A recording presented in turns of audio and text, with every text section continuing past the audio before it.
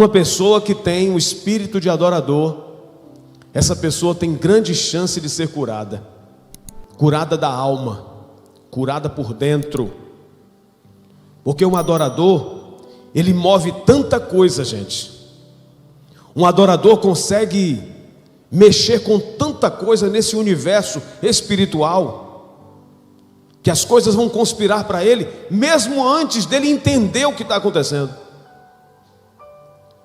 Essa passagem que nós vamos ler, ela começa dizendo que era necessário que Jesus passasse por Samaria. Na verdade, seu José, não era necessário que ele passasse por Samaria apenas e somente por causa da cidade. É porque existia uma pessoa que ele tinha que transformar, para que através dessa pessoa Samaria fosse transformada. Veja, a primeira coisa que a gente entende na passagem bíblica é que é necessário, existe uma linha de prioridade de Deus para encontrar adoradores. Existem nos céus as prioridades, e a prioridade, sabe qual é? Achar o adorador. Por isso que a Bíblia diz que Deus busca adoradores. Porque o mundo lá fora faz o quê? Nessa época agora de São João, o povo faz o quê? Solta fogos. Solta fogos.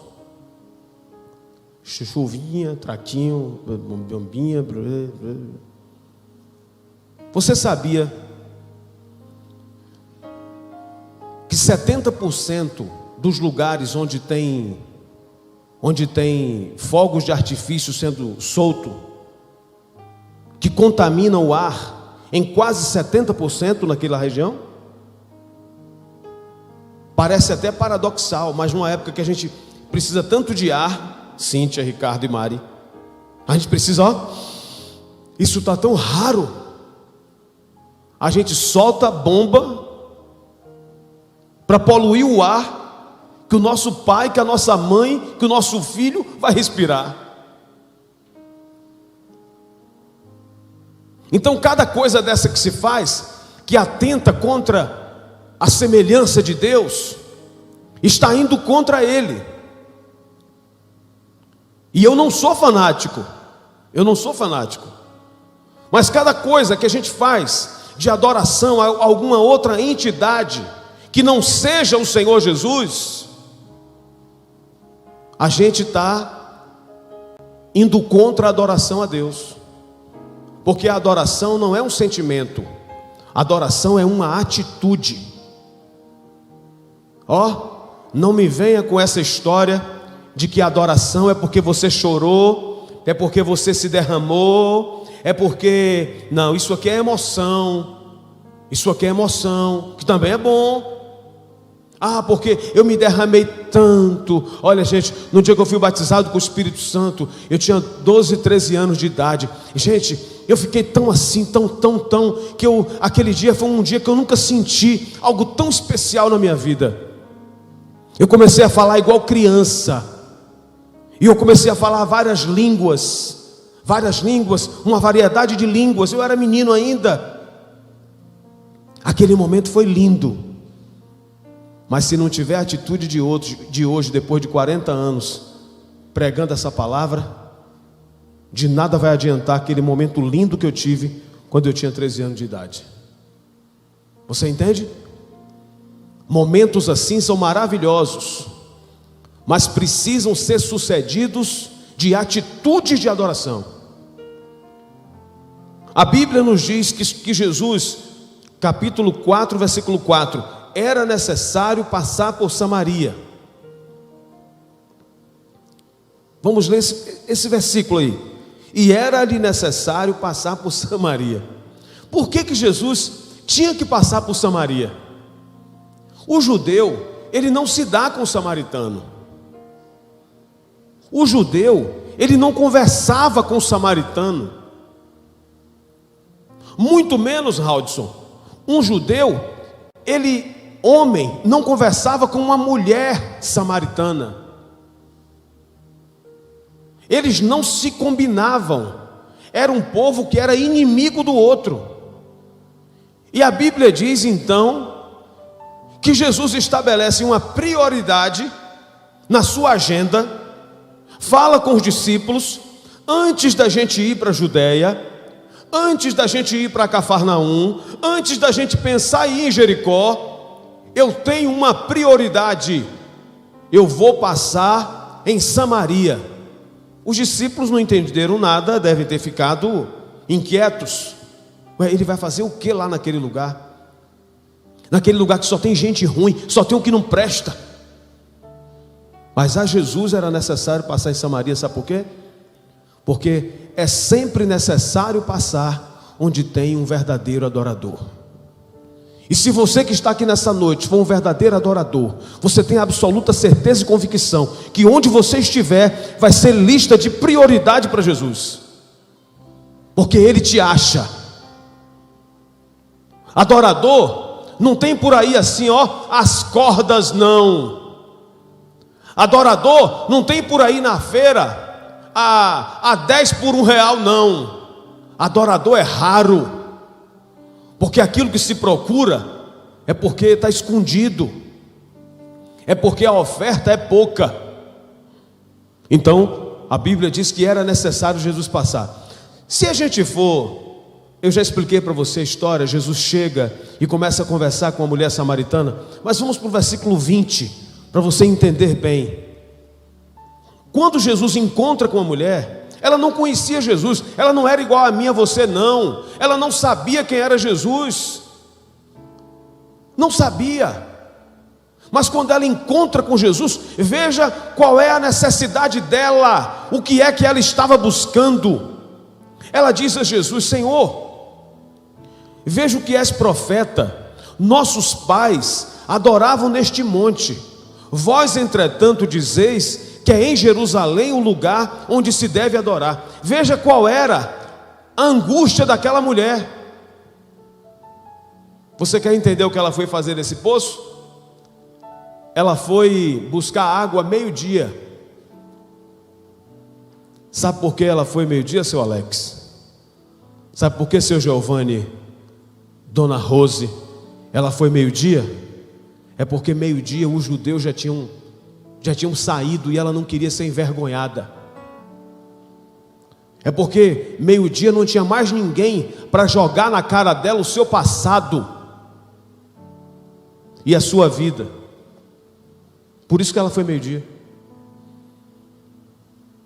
Ela foi meio-dia porque ela só pegava o resto. Lei do engano. Naquele dia foi diferente, Magali. Porque quando a mulher chega, tem um judeu sentado na fonte, uma fonte sentada em outra. Um judeu, ela estranhou. Mas o que é aquilo ali? Um homem judeu?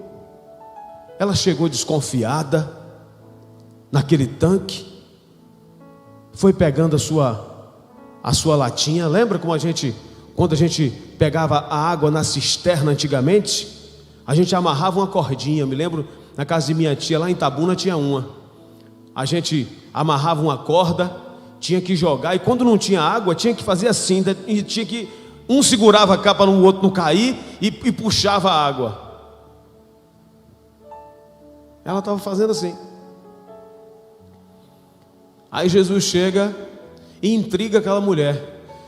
Diz assim: você pode me dar de beber? Ela disse: oxente. Ela era nordestina. O senhor, sendo judeu, conversando comigo. Sabe quando você nunca espera que uma pessoa superior lhe dê atenção? Foi aquela mulher naquele momento. O senhor judeu, e o senhor está conversando comigo? Aí João vai explicar que os samaritanos não se davam com os judeus. O judeu se achava a classe superior em relação aos samaritanos. Aí Jesus chega para ela, desconversa, E diz assim: ah, se você soubesse quem está lhe pedindo, você me pediria e eu te daria água viva. Veja o que Jesus faz. A primeira coisa, ele coloca um adorador na lista de prioridade.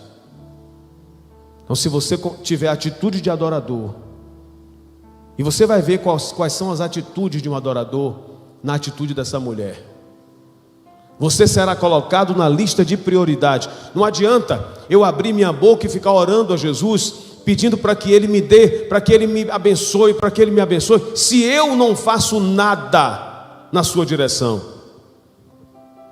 Diz aqui a palavra do Senhor.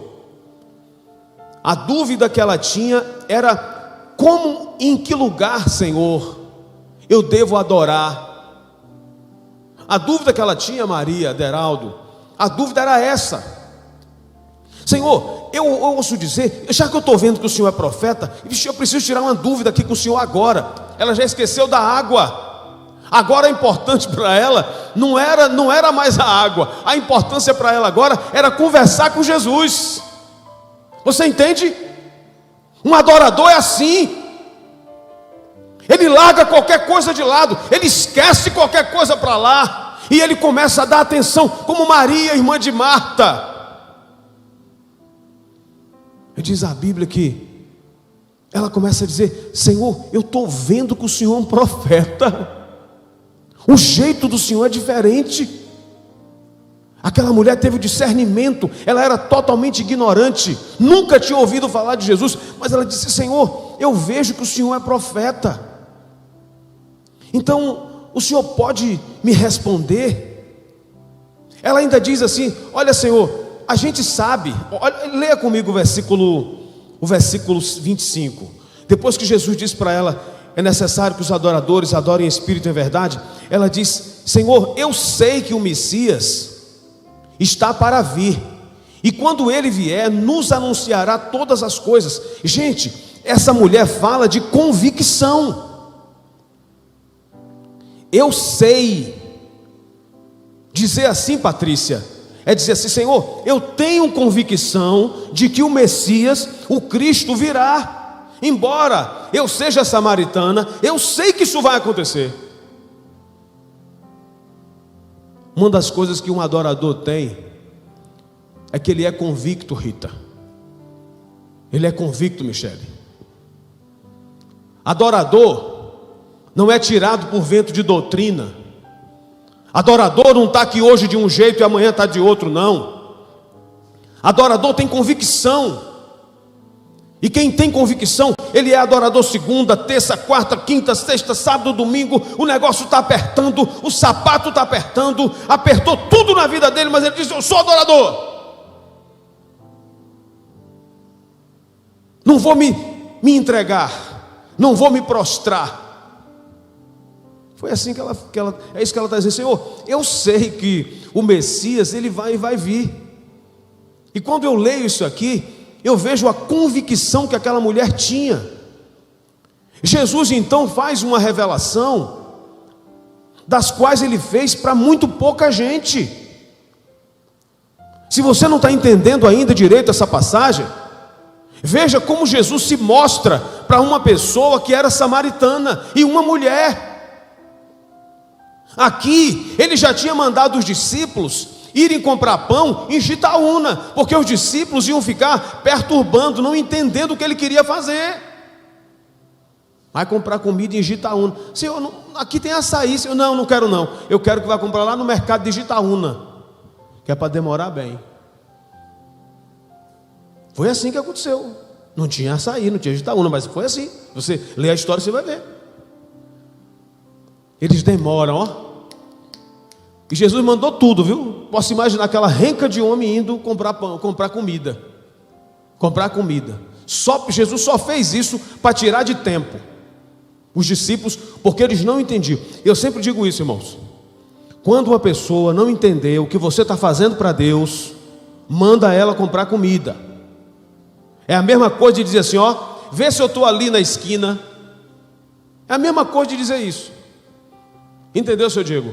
É a mesma coisa de dizer assim: vê se eu estou ali na esquina, quando a gente quer que uma pessoa saia de perto da gente. É um prosa ruim que está perto da gente, incomodando a gente, com muita conversa, muito bolodório. Aí você chega e diz: ó, vê se eu estou na esquina. Jesus fez isso com os discípulos. Se você ler a história direitinho, você vai entender. Agora ele está sozinho com a mulher conversando. E no versículo 26, olha o que Jesus diz: eu sou o Messias, eu que estou falando contigo. Está vendo? Procure na Bíblia quantas pessoas Jesus se revelou desse jeito. Sabe por quê? Jesus se revela a um verdadeiro adorador. Ele sempre se revela. E verdadeiro adorador que tem atitude de adoração, não apenas sentimentos, não apenas emoções e pulos e gritos, mas atitude de adoração. Essa mulher aqui já não estava mais preocupada com nada. Depois que Jesus se revela, chegam os discípulos. Olha, neste ponto, aí chegam os discípulos de Itaúna. Neste ponto, os seus discípulos chegaram e se admiraram por ele estar conversando com uma mulher. Todavia ninguém lhe disse nada. Que procuras? Por que está falando com ela? Aí o versículo 28 vem a atitude da mulher. Ela que já não estava mais preocupada com o poço, ela que já não estava mais preocupada com a água, ela que já não estava mais preocupada, não sabia nem o que ia fazer mais ali, porque ela encontrou o maior presente que se pode ter. Você que está me vendo em casa, que está me vendo aqui na igreja, se você encontrou Jesus de verdade, você encontrou o melhor presente que se pode ter. Você tem o maior tesouro que alguém pode possuir. Mas é porque isso não é palpável. Isso é entendido e compreendido pela fé, pela convicção que essa mulher tinha. Os discípulos não perguntam nada. Aí a mulher faz o quê? Versículo 28, lê na sua Bíblia aí. O que é que ela faz? O que é que ela faz?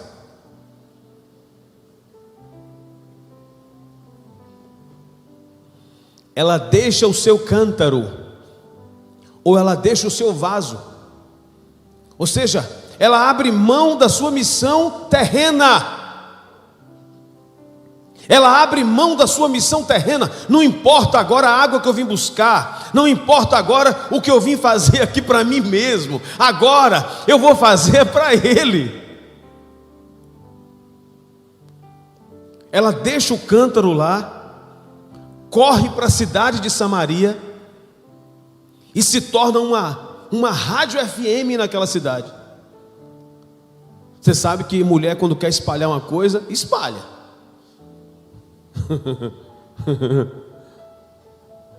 Porque ela já sabe as pessoas certas que ela vai falar para reproduzir. Foi isso que ela fez. Ela chegou, olha, nas rádios que tinha em Samaria. Olha, achei um homem. O homem é o profeta, esse homem é o Cristo, esse homem só pode ser o Cristo. Vocês precisam ver quem é esse homem. Irmãos, a Bíblia diz que em pouco tempo o povo de Samaria foi atrás de Jesus. E um monte de gente atrás de Jesus. Os discípulos não entenderam nada. E o povo que foi ver Jesus, Cristina, agora chega para aquela mulher e diz assim: olha, mulher, não é mais pelo que você fala não. A gente foi lá e a gente viu que é verdade. Ele é um homem diferente, é um profeta diferente. Apesar de ser judeu, ele não é como os outros. Você entende? A mulher fez o quê? Ela deixou seu cântaro, ela teve uma atitude. Sabia que tem coisas que a gente precisa deixar? Essa mulher queria ser curada. E sabe qual era o problema dela, gente? O passado. Sabe por que ela se escondia das pessoas? Que ela só ia tirar água meio-dia? Por causa da vida que ela vivia. A vida passada e a vida presente dela era terrível.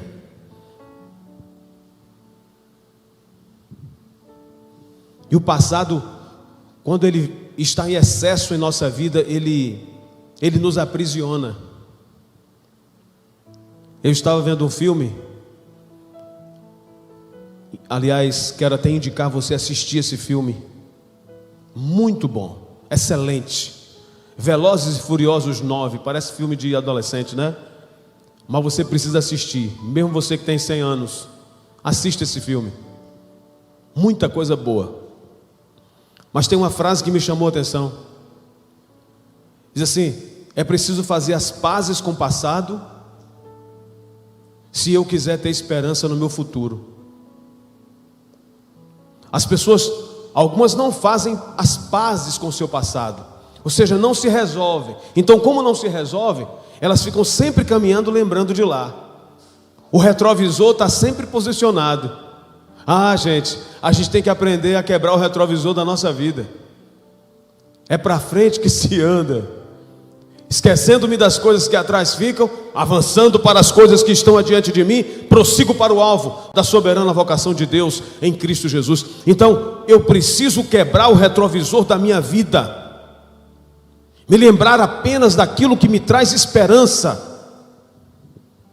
Jesus fala da vida dela, diz: Senhor, é verdade, porque Jesus disse para provar, para ver se ela falava a verdade. Aliás, é uma das coisas que um verdadeiro adorador faz, ele diz a verdade. Jesus falou com a mulher: vai lá em Samaria, chama teu marido e vem cá para a gente conversar.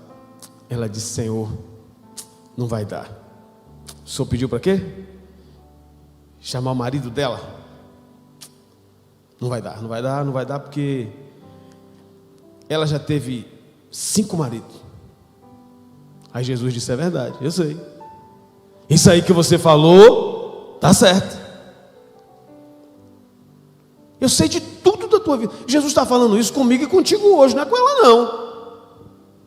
Está pensando que ele não sabe de tudo? Ele sabe de tudo, tintim, tintim por tintim. Só que tem gente que mente, quer mentir para Jesus. Não dá para mentir para Jesus. O verdadeiro adorador diz a verdade diante dele. E confessou tudo, ela confessou tudo. Senhor, não é meu marido, já tive um segundo, terceiro, quarto, quinto, Senhor.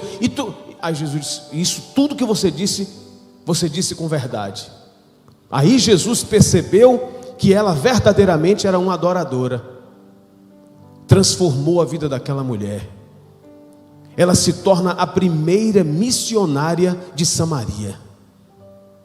Se você lê o livro de Atos dos Apóstolos, e você vê o que Deus faz em Samaria, através dos discípulos, mas a semente foi essa mulher que semeou. Sabe por quê? Ela era uma verdadeira adoradora. Enquanto você serve a Deus, Deus cura a tua vida. Enquanto você se entrega para Jesus, Jesus cura por dentro, cura por fora. Ela não queria apenas a cura de Jesus. Ela não queria apenas ser curada de alguma enfermidade. Ela queria Jesus. Por isso que ela deixou o cântaro. Qual é o cântaro que você precisa deixar? O que é que você precisa abrir mão e dizer assim: Senhor, esse cântaro eu preciso deixar de lado, não interessa mais, eu já encontrei o Senhor. Então, se eu já encontrei o Senhor, agora o mais importante é o Senhor na minha vida. O que é que você precisa deixar? Larga a mão disso. Jesus está falando contigo hoje, não é mais com a mulher, é com você que está me vendo em casa, me vendo aqui na igreja. Pastor, mas eu já fiz uma aliança com Jesus. Mas tem um negócio que te atrapalha de ser adorador, de servir a Ele. Aí Ele entra de uma forma assim, tão linda na nossa vida, gente, tão linda, e começa a fazer uma transformação total e completa. Jesus, Ele cura a gente, tanto na mente, no coração, a nossa alma, o nosso corpo, o nosso espírito. Ele consegue trazer cura total em nossas vidas. Amém.